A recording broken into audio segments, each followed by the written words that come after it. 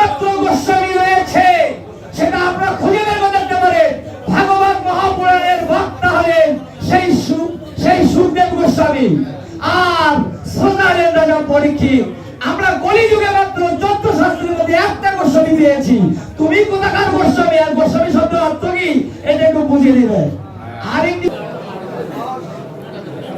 জয় জয় হর হর বন্দন শিব শঙ্কর বুদ্ধি প্রেমানন্দে।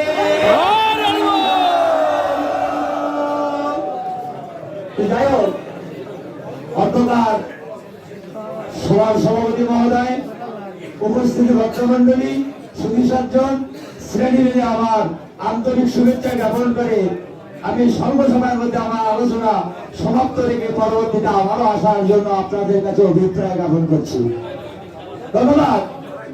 এখানে বিষয় কিন্তু আমাদের বিষয়বস্তু আমরা যতটুকু জানতে পেরেছি, শুধু একটি বিষয়বস্তু রয়েছে, সেটি হলো অসহজ বিচারটি। কার কতদিন অসহজ হবে, এই একটি বিষয়কে কেন্দ্র করে এত পেঁচাপেচি করানো কথাগুলো বলার দরকার কি ছিল? আমরা জানতে চাই যে কার কতদিন অসহজ হবে, এই তো বিষয়টা। তা না করে বিভিন্ন দিকে এলোমেলো করে যাওয়ানো হচ্ছে, এটা কিন্তু মোটেই ঠিক না। কথা যেটা হবে ওটা নিয়েই কিন্তু আলোচনাটা হবে, অন্যদিকে কখনোই যাওয়া যাবে না।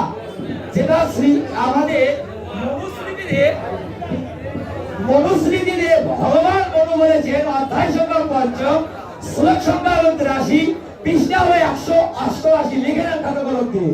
এখানে কি বললেন যে শুদ্ধে বিপ্র নাশায় নাশাই ভূমিব পশ্য পঞ্চদাশান সূত্র নাশে শুদ্ধতি। স্পষ্ট এখানে বোঝা গেল যে যারা ব্রাহ্মণ তারা 10 দিন অসহজ নিবৃত্তি করে 11 দিনে শ্রাদ্ধ করবে, যারা ক্ষত্রিয় তারা 12 দিন অসহজ নিবৃত্তি করে 13 দিনে শ্রাদ্ধাদি করবে, যারা বৈশ্য তারা 10 দিন অসহজ নিবৃত্তি করে 16 দিনে শ্রাদ্ধাদি করবে, আর যারা শূদ্র তারা 30 দিন অসহজ নিবৃত্তি করে 31 দিনে শ্রাদ্ধাদি করবে। এখন আমার অভিপ্রায় যেটা আপনাদের কাছে জানানো, সেটা হলো একটি জিনিস বারবার দেখানো হচ্ছে, আমি পরিষ্কার করে জানতে চাই। ইতিপূর্বে আমার বিদগ্ধ আলোচক মহোদয় শ্রীযুক্ত বাবু রতন চন্দ্র বর্মা সুন্দরভাবে আপনাদেরকে বোঝানোর চেষ্টা করেছেন, কিন্তু আপনারা বুঝিয়ে কিন্তু না বুঝার ভান হয়ে থাকছে, এটা কিন্তু মোটেই সমুচিত নয়।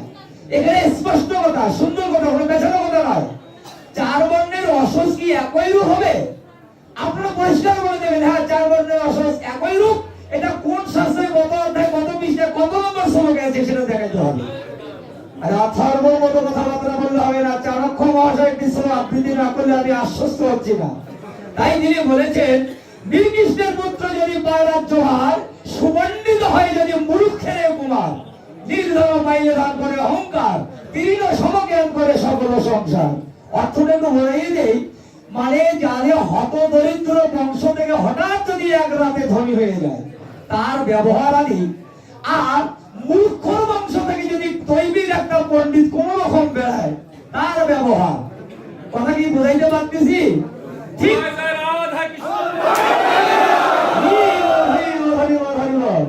আমি ওই দিকে যেতে চাচ্ছি না। আমার বিষয়টা 4 বর্ণের অসহজ কি একই রূপ হবে, এইটা আমরা পরিষ্কার ভাবে দেখাবে কোন শাস্ত্রে আছে সেটা তো উল্লেখ থাকতে হবে।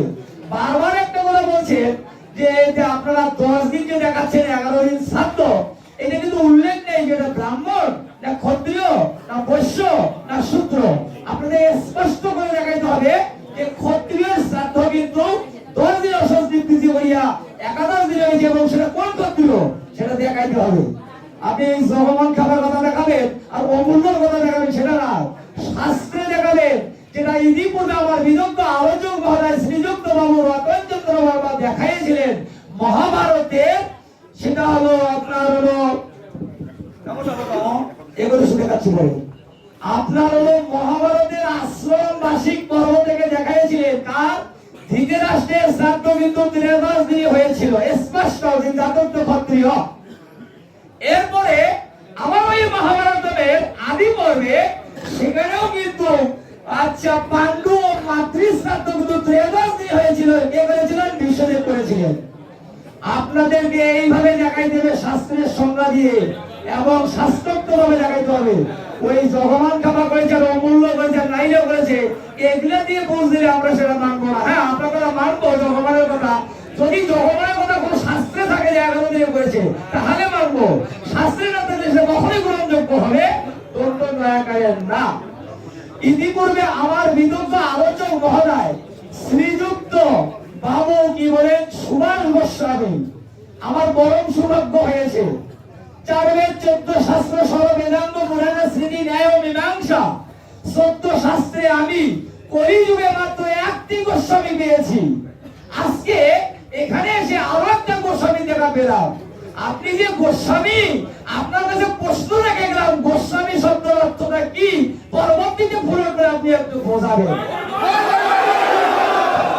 কারণ কলিতে একটি মাত্র গোস্বামী রয়েছে, সেটা আমরা খুঁজে বের করতে পারেন।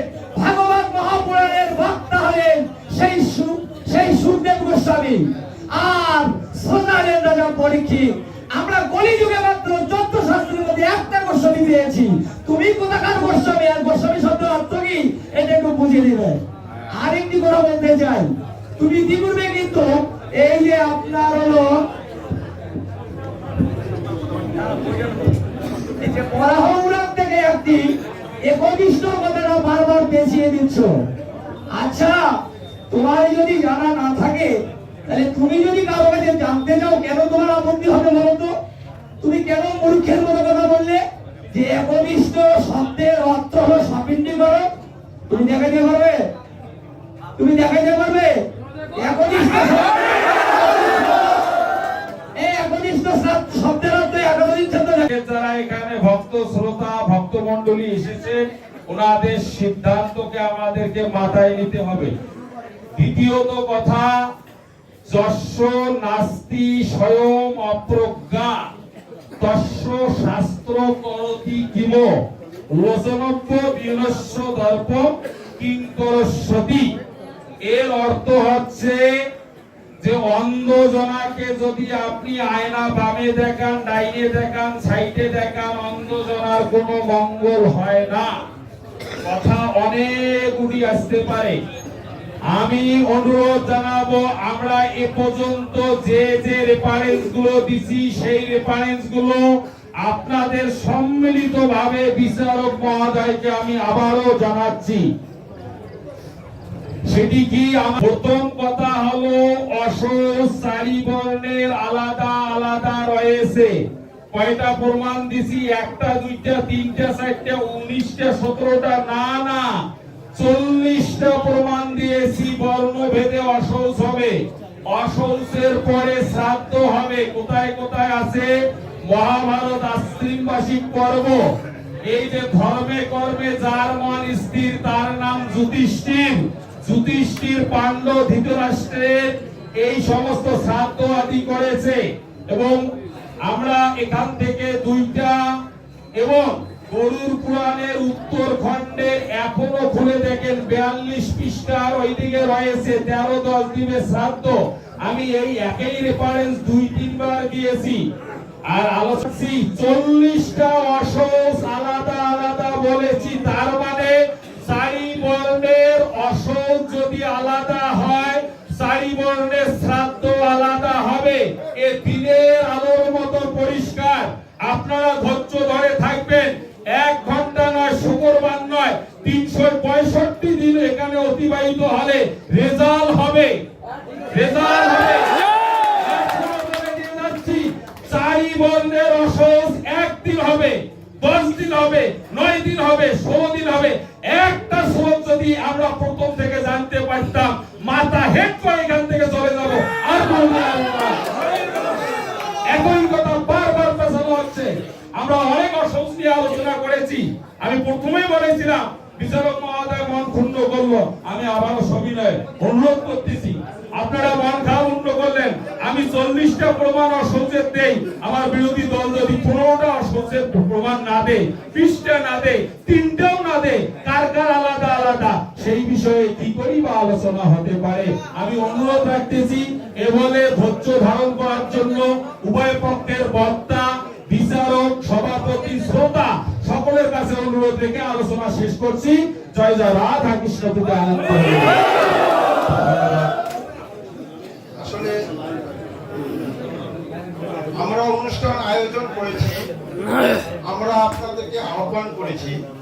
আমরা যদি মন খারাপ করি, এটা মনে হয় আমাদের এর থেকে দুঃখের কিছু থাকবে না। আমরা মনে করি আপনাদেরকে আমরা দুই হাতের মতো দুই পাশে দুইজন দুই পক্ষ, আর কি যে আসবে, আর কি যে আসবে, নতুন কিছু তথ্য আসবে, এরকম আশা আকাঙ্ক্ষা মন আনচান করতে শুরু করেছে আমাদের, হয়তোবা সকল দর্শকের আমার মতো। এই অবস্থায় আমরা তৃতীয় ধাপে পদার্পণ করতে চলেছি। এই আলোচনা সভায় তৃতীয় ধাপে দুইজন বক্তা থাকবে। তৃতীয় ধাপে দুইজন বক্তা থাকবে। একই ব্যক্তি দুইজন বক্তার অংশগ্রহণ করতে পারবে, এটা কোনো সমস্যা নাই। সময় থাকবে 10 মিনিট করে। যেহেতু এই পক্ষ এবারে বক্তব্য শেষে নিয়ে আসবেন, এবার অন্য পক্ষ অর্থাৎ পশ্চিম পক্ষে আমাদের যেটা পশ্চিম পক্ষের পক্ষ প্রথম বক্তা শুরু করবেন তৃতীয় ধাপে। ওনাদেরকে সবিনয়ে তৃতীয় ধাপের প্রথম বক্তা হিসেবে উপস্থাপন করার জন্য সবিনয়ে অনুরোধ করছি। ধন্যবাদ। আমার ঠাকুর প্রভুকে দিয়ে দিব। আমরা এতক্ষণ ধরে এই অসুর শ্রদ্ধা শ্রাদ্ধকে নিয়েই চলছি। গরু পুরাণ কৃষ্ণের বাক্য শেষে যদি আমরা এই শ্রীমদ্ ভগবত গীতা উপনিষদের অষ্টাদশ অধ্যায়ের 66 নম্বর শ্লোকের মধ্যে যা এটা একবার উপস্থাপন করা হয়েছিল, সর্বধর্ম পরিত্যাজ মামেকম শরণং ব্রজ অহং তাং সর্বভাবে ভো মুখ্যই স্বয়ং মাস। তো যাও, সর্বধর্ম বলতে কি বোঝা হয়েছে? যে কথাটি প্রতিবাদ আমি প্রথম থেকে করেছি, যেখানে বলা হয়েছে বর্ণাশ্রম আদি সকল ধর্ম স্বরূপত পরিত্যাগ।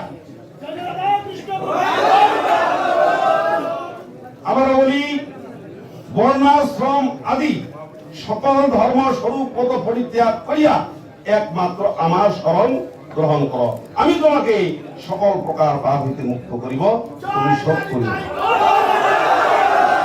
শুধু বর্তমানে তাই তো এই বর্ণাশ্রমের কথা দেবার দিয়া আমরা যদি শুদ্ধ শ্রাদ্ধের মাঝে ফিরে যাই, শ্রাদ্ধকে দুই ভাগে বিভক্ত করা হয়েছে, একটা শুদ্ধ আর একটি হলো বৃদ্ধ। একাদশ দিনে যে শ্রাদ্ধ সেটি শুদ্ধ শ্রাদ্ধ, আর বাকি যতগুলি শ্রাদ্ধ এগুলি বৃদ্ধ শ্রাদ্ধ। তাই 13 দিনের শ্রাদ্ধের কথা আমার ছোট ভাই সুভাষ গোস্বামী, সুভাষ না সুভাষ, তিনি বলেছেন 13 দিনের শ্রাদ্ধের ফল বাকি। তাই শুধু ভক্তমন্ডলী আমরা কি পিতা মাতৃদেবের মাতৃদেবের শ্রাদ্ধ করবো, কাজটি করার পরে ফল বাকি, সেই ফলটাও তো আমাদের জানা প্রয়োজন। তাই আমার পূজ্যপাদ ঠাকুর প্রভু পরবর্তী 8 মিনিট সময় আলোচনা করবেন। হরে কৃষ্ণ। বলুন। পুনরাবৃত্তি প্রকৃত সঠিক তত্ত্ব নয়। একজন বক্তা একভাবে বলে গেলেন, সেটাকে পুনরাবৃত্তি দ্বিতীয়বার করলে সেটা মানুষের চোখে খারাপ উদ্ভাসিত হয়ে যায়। তাই আমি মনে করব যে আপনারা সত্যতা দাপরের কথা অনেক বলেছেন, তো আমরা আছি কলিযুগে।